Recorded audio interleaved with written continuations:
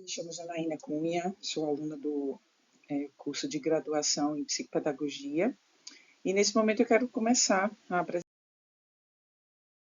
a conclusão de curso que está dentro da área de concentração de neurociência e comportamento humano, que inclusive foi a área de atuação que eu escolhi desde o início no processo de abordagem já dos estágios. Então, nesse momento existe um aprofundamento de todas as experiências que eu vivi e elas estão reunidas aqui nesse trabalho. Né? Nosso tema é Neurociência aplicada à educação, as funções executivas e rotinas de pensamento visível na construção da aprendizagem. Então, a partir de agora, a gente vai começar a experimentar um pouquinho do que é essa perspectiva, né, das funções executivas, que são funções superiores do nosso cérebro, como elas impactam na performance das nossas crianças e dos nossos adolescentes, se forem bem conduzidas de maneira intencional na prática de sala de aula.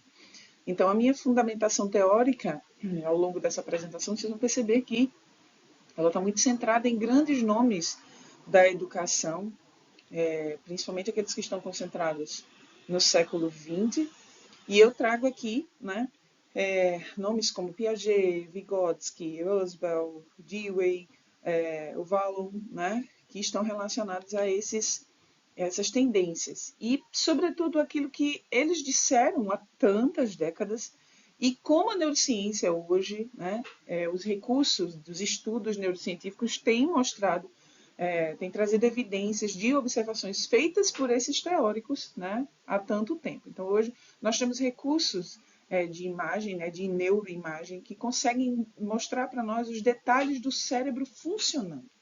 Isso é uma coisa fantástica, né? Então, nesse cenário, né, perceber como as funções executivas, né, que são essas habilidades essenciais, né, para a nossa saúde mental, para a nossa saúde física, né, e também para o sucesso na escola, porque a vida é aprendizagem, né? Então, nós temos a figura da escola como sendo uma grande ideia da humanidade no sentido de institucionalizar a prática da educação. Então, a sala de aula foi uma descoberta fantástica. Mas que qualidade de ensino é essa que a gente tem hoje, né? Então, a neurociência tem trazido, principalmente a neurociência cognitiva, tem trazido para nós evidências, resultados de estudos muito minuciosos. Que bom que existem grandes cientistas, né, performando nesse cenário, trazendo para nós informações tão preciosas sobre o funcionamento do cérebro e como a gente pode aplicar isso dentro da sala de aula. Eu trago aqui alguns recursos inspirados na Faculdade de Educação de Harvard, né? Dentre tantas inspirações, eu escolhi as rotinas de pensamento visível que foram estruturadas pelo Projeto Zero da Faculdade de Educação de Harvard, para mostrar a importância da junção de ferramentas atestadas pela neurociência cognitiva como sendo ferramentas impactantes, né, no cenário escolar, trazendo possibilidades de estimular, de potencializar as funções executivas e dar uma melhor performance, né, no processo de educação das nossas crianças.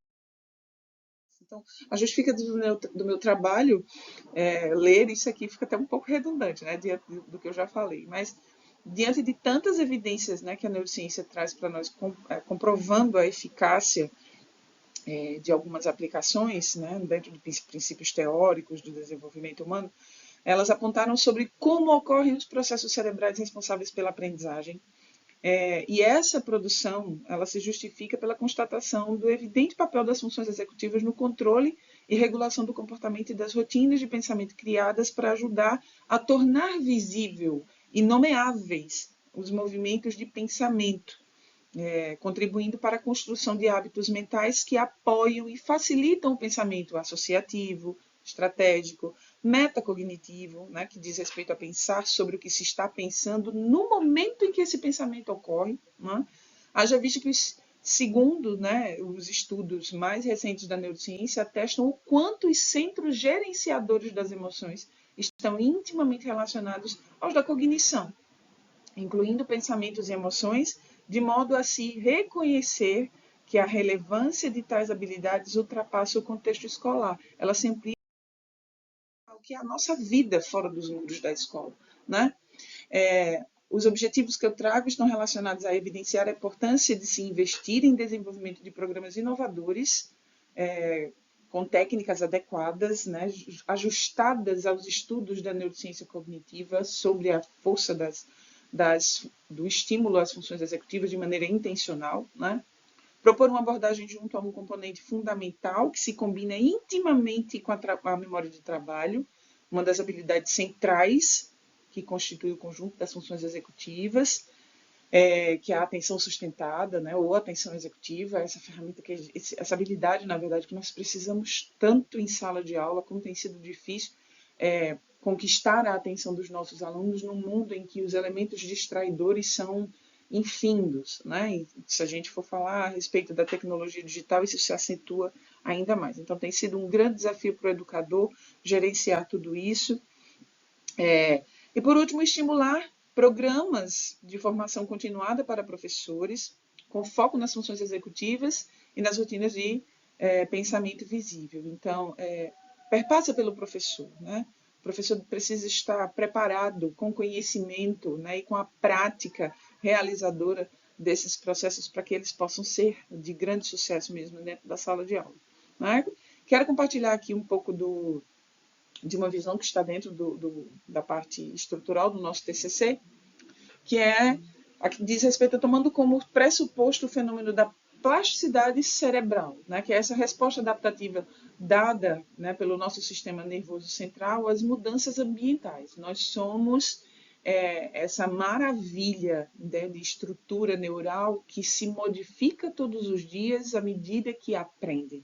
Então, a nossa função, digamos assim, a nossa habilidade, que é a joia, né, da criação humana, é a capacidade de aprender, né? E isso se dá do ponto de vista biológico exatamente com a mudança estrutural do cérebro, a partir de novas conexões que ele cria à medida que vai vivenciando, experimentando o ambiente em que ele está inserido, né? Então, a plasticidade neuronal está relacionada a isso, essa capacidade de modificação, de adaptação aos estímulos que o ambiente traz para nós, né? Então, levando em consideração isso, né, a gente pode falar a respeito de que a aprendizagem, o desempenho mesmo, né, estas que não sejam estimuladas direta ou especificamente, elas também entram nesse cenário, né? A aplicação de programas de estimulação cognitiva com foco nas funções executivas, elas tomam um caráter de urgência no que tange à construção de um contexto educacional significativo e eficaz, sobretudo levando em consideração 3 eixos norteadores de necessidades. O primeiro diz respeito de maior interface, né, entre a neurociência e a educação, de modo a proporcionar o contato dos educadores com recentes descobertas neurocientíficas. Então, o professor precisa ter acesso a esse conhecimento científico. Existe um grande desafio hoje que é criar uma ponte, né, uma acessibilidade explícita entre aquilo que é descoberto no laboratório, a respeito da forma como o cérebro humano funciona e como ele aprende, e a sala de aula, que é o lugar onde a gente põe em prática os mecanismos de entrega de conhecimento numa perspectiva que se espera que esse conhecimento seja consolidado. Mas hoje a gente tem visto que não é só a entrega desse conhecimento, é como ele é entregue, que efeito se constrói para essa entrega, de modo que isso realmente possa se estruturar e se consolidar no que a gente chama de memória de longo prazo, né? E isso a gente já sabe, diante dos estudos neurocientíficos, que o cérebro só guarda aquilo que é interessante para ele, ou seja, aquilo que vai fazer o uso, né, na sua rotina, ou seja, está relacionado à sua capacidade de sobrevivência. Então, se não tem sentido, ele começa a não guardar isso para ele, né? Então, como fazer para que a prática de sala de aula seja significativa, para que a gente consiga trazer essas habilidades cognitivas a ponto de se harmonizar com esse grande propósito de entrega do conhecimento, né? A segunda está relacionada ao investimento de programas, em programas destinados, né, às funções executivas, haja vista que evidências científicas mostram que as funções executivas estão associadas a uma maior competência cognitiva, emocional e social, além de estarem relacionadas aos aspectos de saúde mental e física, né? Ou seja, é a qualidade de vida do indivíduo que está sendo posta em jogo, né? o sucesso acadêmico, o sucesso profissional. Então, tudo isso está dentro de uma atmosfera muito complexa e que precisa ser muito bem conhecida para que a gente consiga gerenciar isso no cenário escolar. Né? E, por fim, a necessidade de intervenção precoce e preventivas, né? A fim de fortalecer e potencializar os processos cognitivos e emocionais de indivíduos considerados saudáveis, né? Que é o que a gente conhece como alunos típicos, né? Crianças típicas, de modo que haja aperfeiçoamento e manutenção dos níveis de saúde e bem-estar. Ademais, é também imprescindível o uso sistemático das rotinas de pensamento para tornar visível o pensamento estratégico, autorreflexivo, promovendo ganhos, né, dessa estimulação na transferência para outras habilidades cognitivas, que é o que a gente chama de efeito expansivo. Né? Uma coisa importante que a gente precisa levar em consideração é que não só as crianças típicas serão beneficiadas, mas as crianças neurodivergentes, que enfrentam dificuldades de aprendizagem em relação à leitura, à matemática. Né? Então, o uso intencional, sistematizado das funções executivas em atividades que tenham esse foco são potencializadoras desses avanços, né?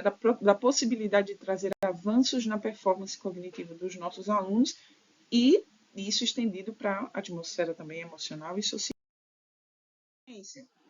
Alguns pontos sobre a fundamentação teórica que estão aqui traz nomes, né, de grandes estudiosos no cenário da neurociência cognitiva e que tratam das funções executivas, como a Dale Diamond, o Blair, não é? Foram alguns que eu coloquei aqui. E levando em consideração que intervenções no campo educativo são capazes de alterar modos de aprender, comportamentos e aplicações nas construções cognitivas, construindo novos significados, reordenando ou organizando elementos subjetivos, é consenso no campo da educação e, mais especificamente, da neurociência, que a plasticidade cerebral, ou neuroplasticidade, como eu já falei, é também responsável pela estruturação do controle e regulação do comportamento, o que, consequentemente, se relaciona com os processos de aprendizagem. Isso é inevitável, é indiscutível. Né? Então, nesse sentido, além de compreensão dos conteúdos acadêmicos, como leitura e matemática, os estudos da área de psicologia cognitiva, apoiados em evidências neurocientíficas, apontam que são necessárias 5 habilidades especiais para a aprendizagem escolar formal: a criatividade, a memória de trabalho, flexibilidade cognitiva, o autocontrole e disciplina, né, que estão relacionados às habilidades de adiar a recompensa. Né? Então, planejar algo para ser conquistado e você desprender energia de modo que essa recompensa um pouco mais tardia, ela tem uma força, né, inclusive afetiva, mais enfático. Né? Um outro ponto, as 4 últimas integram, né, na verdade, essas 4 últimas habilidades que eu coloquei aqui, que são referidas às funções executivas, que se constituem um conjunto de habilidades que regulam o comportamento em resposta a demandas de tarefas complexas. Né? Então, dentro de todo esse ambiente de complexidade que a gente sabe que existe na escola, o domínio das funções executivas vai abrir um cenário mais propício, né, de desenvolvimento dessas habilidades, de maior domínio dessas habilidades. Né? Mesmo a criatividade, apesar de não ser, né, considerada uma função executiva propriamente dita, ela está relacionada a essas habilidades, assim como a parte, né, mais influenciável da inteligência conhecida como fluida. Então, assim, como nós vivemos num mundo em que a criatividade tem sido tão exigida e numa quantidade muito, assim, exigida numa quantidade muito forte, né, muito grande. Então, assim, um profissional, por exemplo, né, que trabalha na área de marketing, precisa ser criativo o tempo inteiro. E essas questões, elas muitas vezes também trazem desgastes. Né? Então, gerenciar esse escopo das funções executivas é uma forma de ajudar a potencializar a nossa capacidade de também ser criativo. Ainda como parte da nossa fundamentação teórica, sobre os processos cerebrais responsáveis pela aprendizagem, é preciso dissertar ainda a indagação de Vallon, né?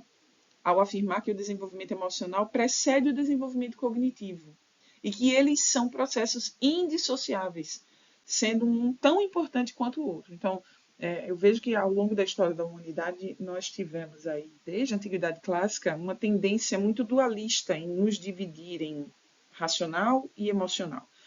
E nós vemos hoje, né, que bom, dentro dos estudos da neurociência, que nós somos um todo indissociável. Temos a estrutura cognitiva, mas também temos a estrutura emocional, e elas se completam de tal maneira que a construção do nosso comportamento depende dessa harmonização. Né? Uma coisa está muito imbricada na outra. A neurociência, desse modo, por meio de estudos de neuroimagem, tem esclarecido as bases neurais dessa associação entre emoção e cognição, mostrando, por exemplo, as conexões recíprocas entre as áreas cerebrais que processam as emoções e as que processam a memória de trabalho e a tomada de decisão. Então, para Dewey, né, John Dewey, a aprendizagem é mais efetiva quando há a promoção de aprendizagem de métodos de investigação, em que o estudante é continuamente estimulado por meio de atividades práticas que favoreçam a experiência, a resolução de problemas e a reflexão sobre seus próprios pensamentos. Então, colocar o indivíduo num processo de reflexão sobre a sua própria capacidade de pensar, experimentando, né, vivendo a prática, isso é de um impacto muito forte do ponto de vista da construção e consolidação da aprendizagem. Né? Diante dessa perspectiva, o desenvolvimento de hábitos mentais conscientes a partir do uso das rotinas de pensamento visível do Projeto Zero, inspiradas no Projeto Zero, né, da Faculdade de Harvard, criadas para ajudar a tornar visíveis e nomeáveis os movimentos de pensamento, que a gente já viu aí, o pensamento associativo, estratégico, metacognitivo, eles contribuem para a construção desses hábitos que apoiam e facilitam a construção desses pensamentos, né? Pensar sobre o que se está pensando, que é a metacognição, tem sido uma das discussões assim, muito enfáticas dentro do cenário da neurociência cognitiva e trazida, né, como urgente, né, para as nossas práticas de sala de aula, que o professor domine isso, ok? Assim, o desenvolvimento de habilidades de pensamento metacognitivo e estratégico trarão o que a ciência aponta como efeito expansivo, ou seja, controle e regulação do comportamento que inclui pensamentos e emoções. Na metodologia, eu trago uma experiência que eu vivi como professora no Colégio AZ em João Pessoa, na capital da Paraíba, uma escola da rede particular de ensino, e que eu, junto ao departamento de psicologia da escola, de orientação educacional, fizemos a implantação de rotinas de pensamento visível, né, com ênfase nas funções executivas, desde o primeiro trimestre do ano, que começamos aqui em abril de 2023, e que se estendeu até o finalzinho de novembro. Né? Então, houve um processo de implementação de algumas atividades para que os alunos fossem se familiarizando inicialmente com todo o processo de trato, com as atividades, fizemos algumas intervenções com momentos de mindfulness, para que eles pudessem ter um pouco mais de regulação da atenção, não é? E depois fomos implementando sistematicamente as rotinas de pensamento visível a partir da construção do nosso projeto de mostra científica, que terminou exatamente com uma grande feira de ciências no finalzinho de novembro. Então, foi criado um cenário de investigação científica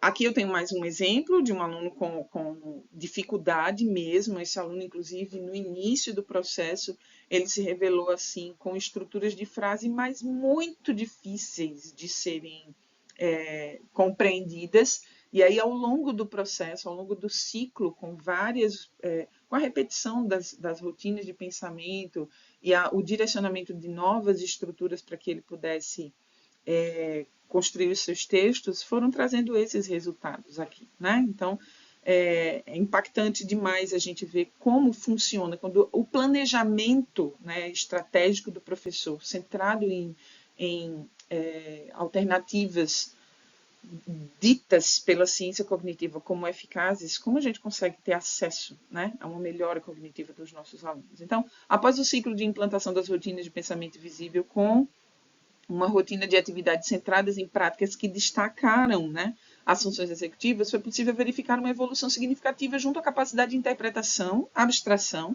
e aplicação de repertório dos estudantes, de modo que as produções textuais passaram a apresentar melhor qualidade nas escolhas vocabulares e no domínio das estruturas oracionais, de parágrafos e distribuição do discurso nas propostas, né, que foram trazidas a partir desses momentos, né? Então, à medida que os alunos iam entrando em contato com os gêneros textuais argumentativos, sobretudo, foi possível, eu consegui verificar, como professora de produção textual deles, um avanço, uma maturação muito grande das estruturas linguísticas que eles passaram a usar. Ou seja, o pensamento passou a ser mais estruturado, mais bem elaborado para ser colocado em prática, né? Inclusive, alguns alunos que também apresentam, na verdade, dificuldade de aprendizagem devido a alguns transtornos específicos da aprendizagem, como a dislexia, apresentaram também um grande avanço nesse processo.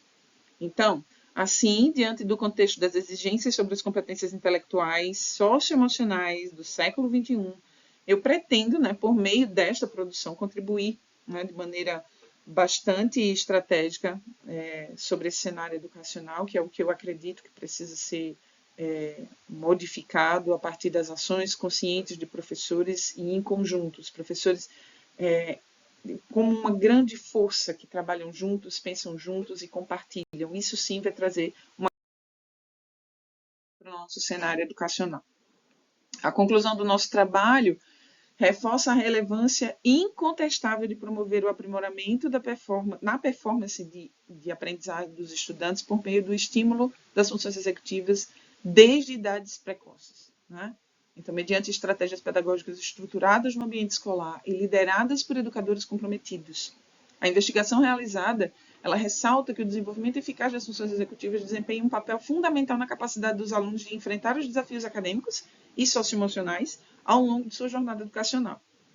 Ao longo dessa pesquisa, observou-se que intervenções pedagógicas intencionais focadas no fortalecimento das funções executivas podem contribuir significativamente para a melhoria do desempenho acadêmico, bem como para o desenvolvimento de habilidades cognitivas e sociais essenciais. A atuação proativa dos professores, aliadas a abordagens inovadoras e adaptativas, mostram-se cruciais para criar um ambiente escolar que favoreça o florescimento das capacidades executivas dos estudantes. Deixo aqui as referências do meu trabalho e até a próxima.